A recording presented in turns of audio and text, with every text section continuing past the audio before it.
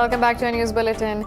The daily COVID-19 death toll in Brazil has soared to a new high with 1,473 fatalities, taking the tally to over 34,000. Mexico has reported 816 deaths in the past 24 hours, increasing the toll to more than 12,000. Meanwhile, in the U.S., 1,021 more people have died, taking the toll to over 108,000. Worldwide, the death count has crossed 391,000 with more than 6.6 million infected. Further details in this report. The America is the COVID-19 epicenter, with Brazil having the third highest number of deaths in the world. The death count in Mexico too has surged to an all-time high.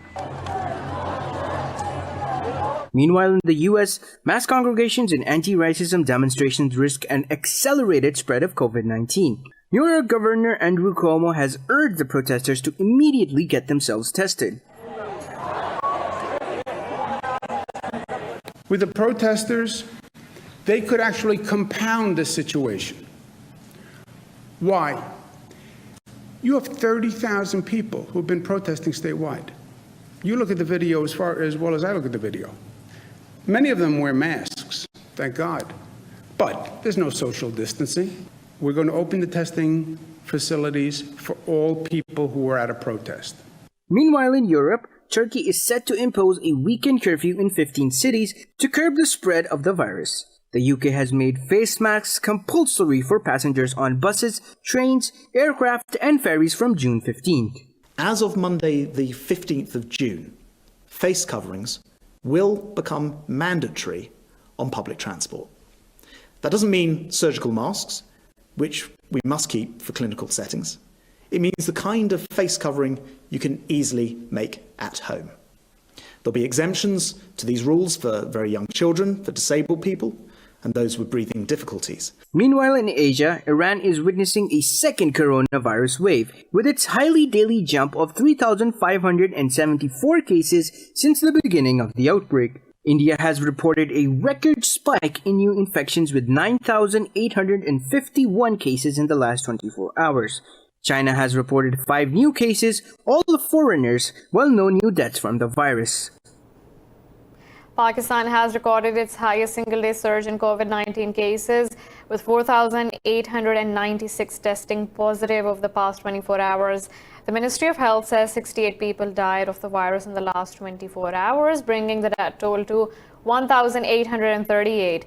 The ministry said 31,198 patients of coronavirus have recovered so far, while there are 56,213 active patients in the country to date.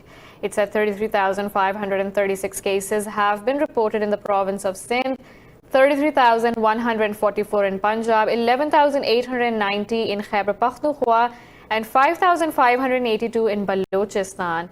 In the capital city of Islamabad, 3,946 cases were recorded, while AJK and Gilgit-Baltistan have reported 1,151 cases. In other news, in Libya, Khalifa Haftar's Eastern Army has slammed Turkey's involvement in the conflict, saying the battle against Turkish forces will go beyond Tripoli. In an interview, LNA spokesperson Ahmad Mizmari said the Eastern forces repositioned themselves outside Tripoli to pave way for a political solution. Al-Mizmari said Haftar is aware of the intentions of Turkish President Recep Tayyip Erdogan in the region. He said LNA will return to arms if Turkish troops are not removed from Libyan soil. Yesterday, the UN-recognized Government of National Accord announced total capture and control of the capital, Tripoli. GNA head Faisal Sarraj said his forces were determined to take over the entire country from Haftar. Syria says Israeli jets have targeted multiple military posts in northwestern HAMA province. State media said the warplanes attacked from Lebanese airspace and caused only material damage but no casualties. It said Syrian air defenses shot down a number of missiles. Earlier, state media reported Syrian army thwarted an unidentified missile attack in the outskirts of Mizyaf city. Israel has stepped up its strikes on suspected Iranian targets inside Syria in the last 2 months. Iraq's parliament says Baghdad will reject any U.S. proposal to prolong its military presence in the country during negotiations. In an interview, lawmaker Karim al-Mohammadawi said the talks will fail to produce tangible results if withdrawal is not discussed. Al-Mohammadawi said the Iraqi government must heed the parliament's earlier decision on withdrawal of foreign forces, especially American troops. The lawmaker said the U.S. wants to stay in the country in order to exert pressure on Iraq. Relations between Iraq and the U.S. have been strained following the killing of top Iranian General Qasem Soleimani near Baghdad. The killing led to the Iraqi parliament voting in a bill which will see a total withdrawal of U.S. troops from the country. Iran has released U.S. Navy veteran Michael White after more than a year in custody. President Donald Trump hailed White's release in a tweet and said he expects him to be with his family in the U.S. soon.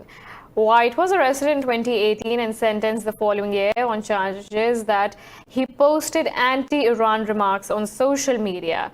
This comes days after the U.S. deported a detained Iranian scientist.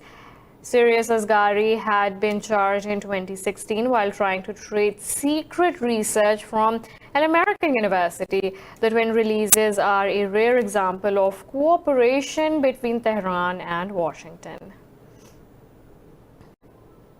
Azad Jammu and Kashmir President Sardar Masood Khan has urged the UN to immediately convene a Security Council session to save the lives of Kashmiris.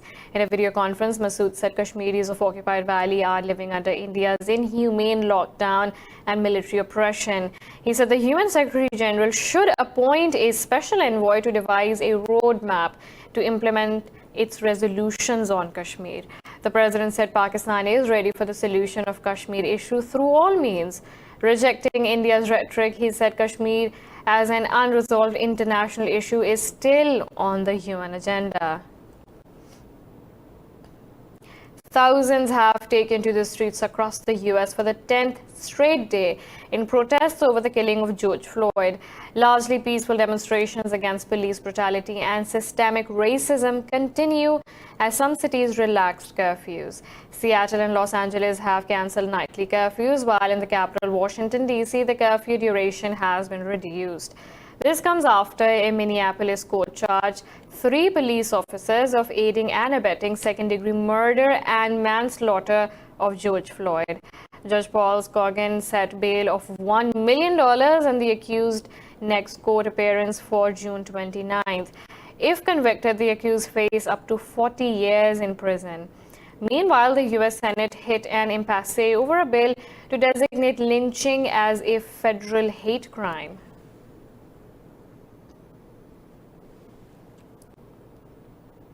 Russia says the U.S. has failed to address its systematic human rights violations, racial, ethnic, and religious discrimination, and police impunity. In a virtual meeting of OSCE, envoy Alexander Lukashev said excessive use of force by U.S. police is a violation of constitutional rights.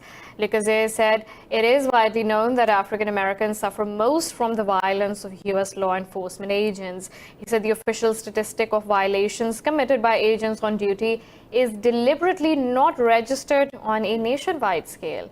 The Russian envoy claimed U.S. police officers killed 992 people in 2018 and over 1,000 in 2019 and killed around 400 people in the first 5 months of 2020.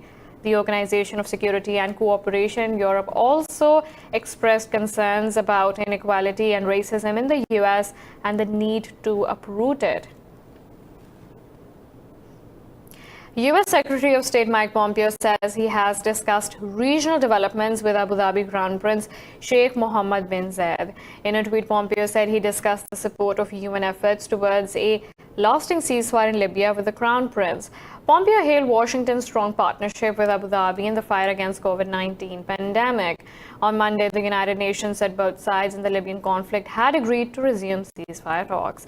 The international body warned that weapons and fighters being flown into Libya threatened a new escalation. The U.S. has once again urged South Korea to show flexibility and find common ground over the cost of U.S. troops under the Special Measures Agreement.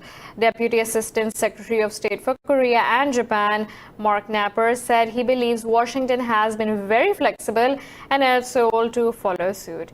Napper said the SMA's renewal is needed to ensure the alliance's capability to defend against possible North Korean aggression.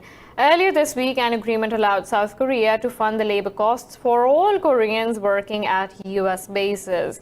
Napper said last week's agreement addressed the human cost of failing to renew the SMA.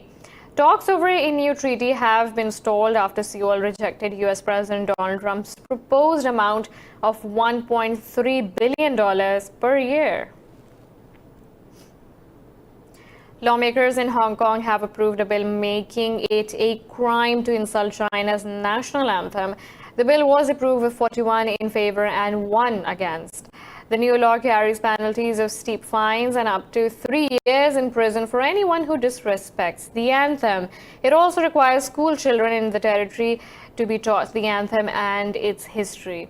The move came as people in Hong Kong were set to light candles to commemorate the 1989 Tiananmen Square protests. Police banned an anniversary visual citing coronavirus measures, but thousands defied the ban to gather in Victoria Park, where they held a minute of silence.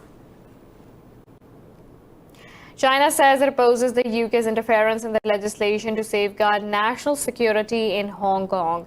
This comes after British Prime Minister Boris Johnson said Beijing's actions in Hong Kong are putting Sino-UK agreement at risk. In a press briefing, Foreign Ministry spokesman Zhao Lijian said the UK must step back or China will take corresponding measures. He added a stable relationship between London and Beijing serves the common interests of both sides. He said political manipulation on the visa issue and cross-collusion in an attempt to interfere in China's internal affairs are both dead ends. Earlier, Johnson said he would offer British citizenship to Hong Kong's residents if Beijing goes ahead with security laws. We're now taking a short break, but stay tuned for more news.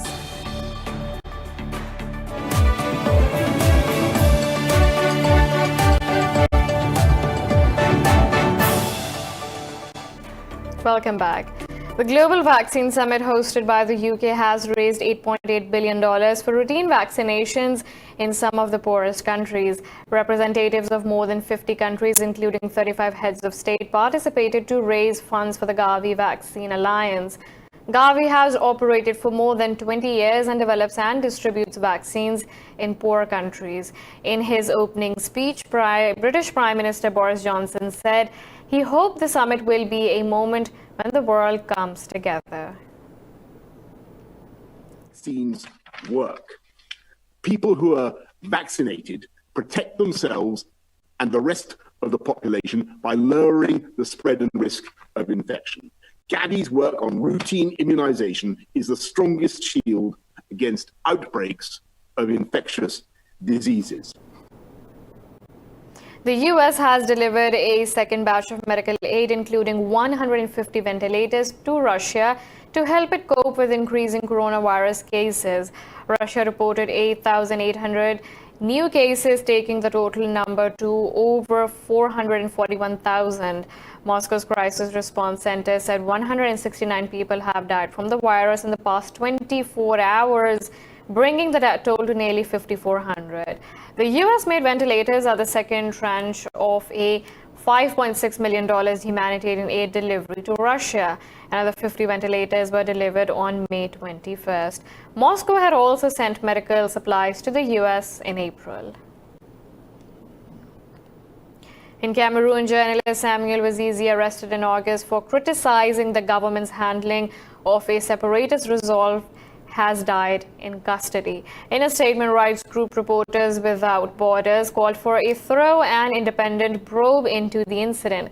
Wazizi worked for a local broadcaster in one of the areas where separatists launched an armed campaign since 2017. The watchdog said Wazizi was accused of speaking critically on the air about the authorities and their handling of the crisis. RSF said Wazizi's death in detention while being held Incommunicado is the worst crime against a journalist in the past 10 years in Cameroon.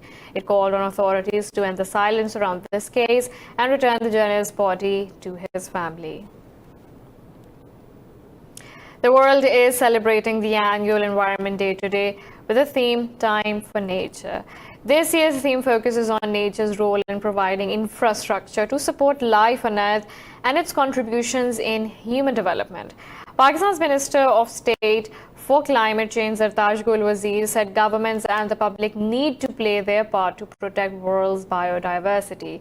This year, Colombia, in partnership with Germany, is set to host the official celebrations to raise awareness for environmental protection.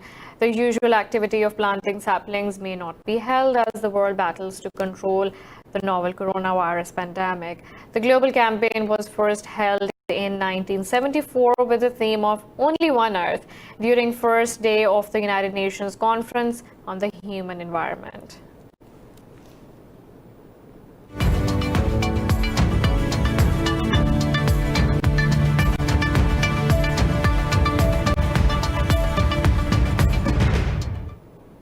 Stocks in Asia Pacific are mostly trading positive as investors await the U.S. non-farm payrolls report expected later in the day.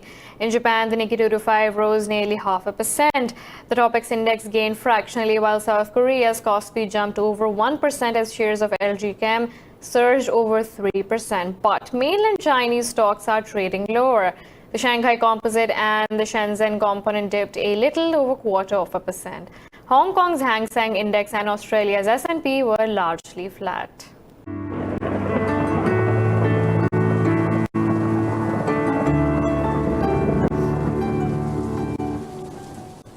Now let's look at the weather from around the globe.